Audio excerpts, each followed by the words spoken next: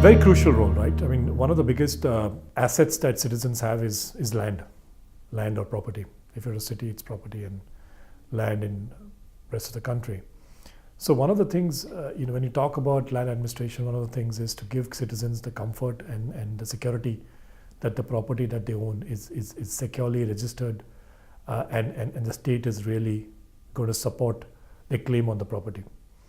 And which is why land administration is important, because it allows governments to move from what we call presumptive titling to conclusive titling, which means the state can actually guarantee that this property is really owned by a citizen.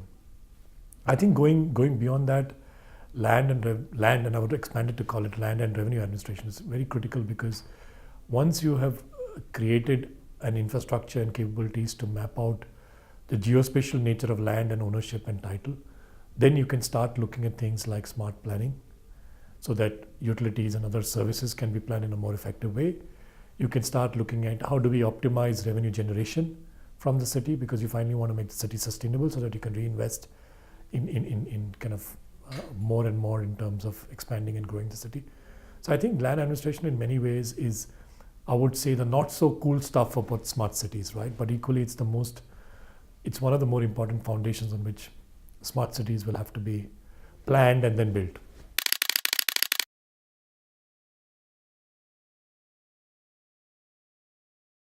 If you have land administration systems, then you can actually convert some of your plans into action, because you can actually administer as to who owns property, how much, and then when you offer more rights on properties, you have a worldview of how the city is distributed, how the city is growing, so that you can kind of direct the right kinds of resources to various parts of the city.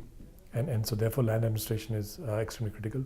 Land administration is also very critical because it kind of helps cities or states, as the case may be, to kind of really make citizen services very easy. So simplify the whole process between registration of property and then linking that to the title and geospatial data that's related to that property, and then also linking it to collection of property taxes. So there's a whole lot of citizen services. Land administration is also important in the sense that if you can give more comfort, and the direction we need to move into is more conclusive titling, where the state actually guarantees title, then what you can really do is you can reduce the risks that people have in purchasing property. It enables more liquidity in the property market, because if you're not certain that the property title is not clear, you're not going to be having a thriving secondary market.